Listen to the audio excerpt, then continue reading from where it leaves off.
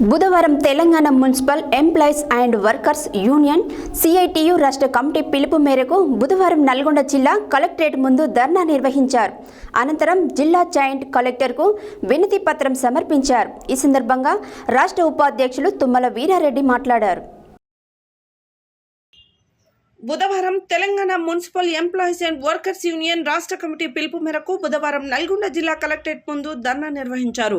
అనంతరం జిల్లా జాయింట్ కలెక్టర్కు వినతి పత్రం సమర్పించారు. ఈ సందర్భంగా రాష్ట్ర ఉపాధ్యక్షులు తుమ్మల వీరారెడ్డి మాట్లాడుతూ జీవో నెంబర్ 1037లో ప్రతిపాదించిన మున్సిపాలిటీలలో కాంట్రాక్ట్ అవుట్సోర్సింగ్ సేవలను థర్డ్ పార్టీకి అప్పజెప్పాలని నిర్ణయాలను ఉపసంహరించుకోవాలని డిమాండ్ చేశారు.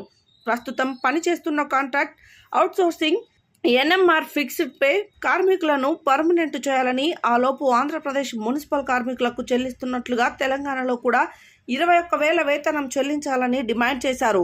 పారిశుద్ధ్య సేవలో ప్రైవేటీకరణ చర్యలు ఉపసంహరించుకోవాలని, రామ్కి తదితర ప్రైవేట్ సంస్థలతో చేసుకున్న ఒప్పందాలను వెంటనే రద్దు చేయాలని డిమాండ్ చేశారు. కొత్తగా నియమించుకున్న కార్మికులకు పాత కార్మికులతో సమానంగా వేతనాలు, పిఎఫ్, ఈఎఫ్ఐ అమలు చేయాలన్నారు.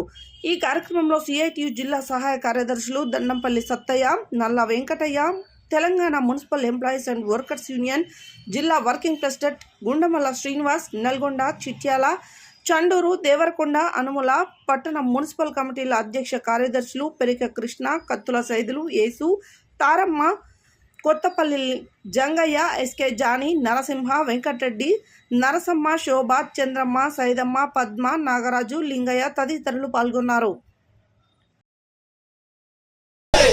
మున్సిపల్ వర్కర్స్ యూనియన్ పర్మనెంట్ చేయాలి. మున్సిపల్ కార్మికులందరినీ మున్సిపల్ కార్మికులందరినీ సిఐటియు కనీస వేతనం 26,000 రూపాయలు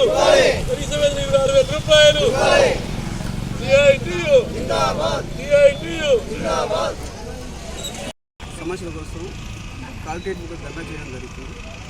మున్సిపల్ కార్మికులు ఎంతో పరిశుభ్రంగా చేసినా కానీ మున్సిపల్ కార్మికులకు కనీసం వేతనం ఇవ్వకుండా అలా శ్రమతో కూడా చూసుకొని కార్మికులను ఇబ్బంది పెడుతుంది. కానీ కార్మికులకు ఈఎస్ఐ, పిఎఫ్ఐ కానీ సంబంధించినవి కానీ సక్రమంగా అందక చాలా కార్మికులు ఇబ్బంది పడుతుంది. ఈ సిటీని ఎంతో పరిశుభ్రంగా చేసినప్పటికీ ఈ కార్మికులు కాంట్రాక్ట్ అవుట్సోర్సింగ్ విధానాన్ని చిన్నప్పుడు చూసి కార్మికులకు వేతనాలు అందకపోవడం కాక కార్మికుల వేదికలతోటి కుటుంబ బాధలతో ఇబ్బంది పడుతున్న కార్మికులకు సరైన వేతనం ఇచ్చి అందరినీ గవర్నమెంట్ ఆదుకోవాలని ఈరోజు ధర్నా చేయడం జరిగింది. కానీ కలెక్టరేట్కి మా ఇన్నాళ్ళు డిమాండ్ల మీద కలెక్టరేట్ ధర్నా చేయడం జరుగుతుంది. మున్సిపల్ కార్మికులు కనీసం అందరినీ పర్మనెంట్ చేయాలని కోరుతున్నాను. గుండమూల శ్రేణు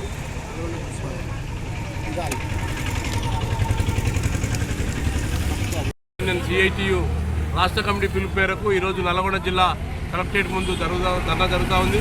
ప్రధానంగా ఈ యొక్క ధర్నా ముఖ్య ఉద్దేశం కాంట్రాక్ట్ అవుట్సోర్సింగ్ విధానాన్ని రద్దు చేసి మున్సిపల్ కార్మికులందరినీ రెగ్యులర్ చేయాలని చెప్పేసి డిమాండ్ చేస్తున్నాం.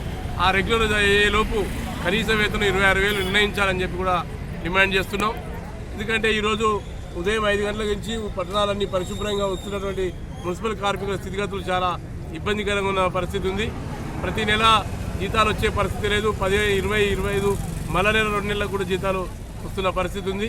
అదేవిధంగా 11వ పిఆర్కి సంబంధించినటువంటి ఏరియాకి సంబంధించిన బకాయిలు కూడా ఇంతవరకు చెల్లించలేదు.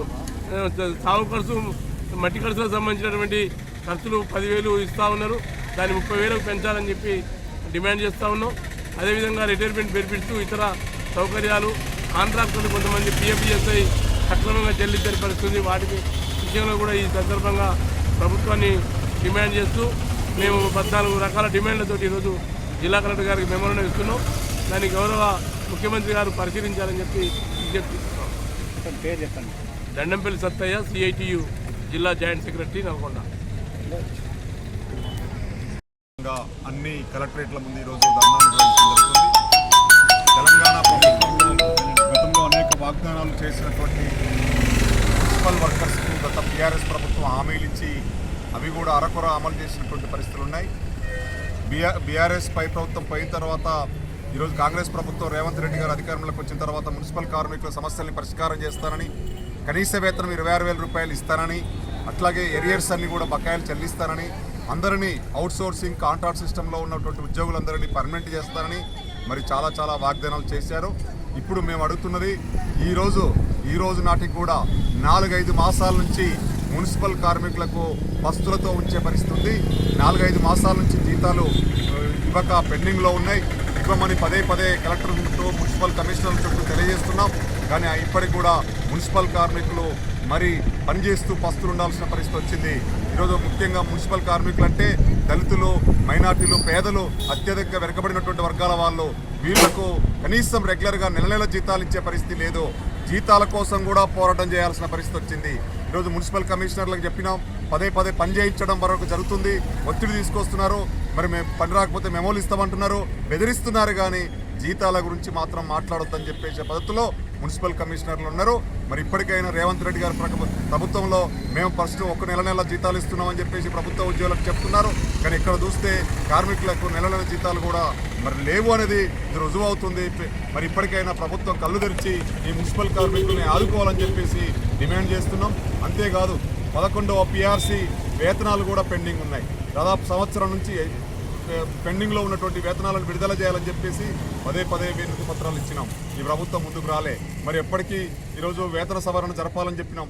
వేతన సవరణ జరుపుతామని చెప్పారు. ఈరోజు మున్సిపల్ కార్మికులకు ఫిక్స్ చేస్తామని చెప్పారు, ప్రమోషన్లు ఇస్తామని చెప్పారు. ఇవన్నీ కూడా ఎక్కడ కూడా పెండింగ్లో లేవు. మరి PF PSI కూడా సక్రమంగా కట్టని పరిస్థితుంది. అనారోగ్యంతో ప్రమాదాలు వచ్చి చనిపోతే ఈరోజు PF PSI కూడా వర్తించదు. ఇటువంటి వాటి ESI కూడా వర్తించదు. ఇటువంటి పరిస్థితుల్లో ఈ ప్రభుత్వం వచ్చినాక కూడా 6 మాసాలు 7 మాసాలు కావస్తుంది. జీతాలు పెండింగ్లో ఉన్నాయి. దయచేసి ఇప్పటికైనా రేవంత్ రెడ్డి ప్రభుత్వం కళ్ళు తెరిచి మున్సిపల్ కార్మికుల్ని ఆదుకోవాలని చెప్పేసి మరి ఇప్పటికైనా మేము విజ్ఞప్తి చేస్తున్నాం.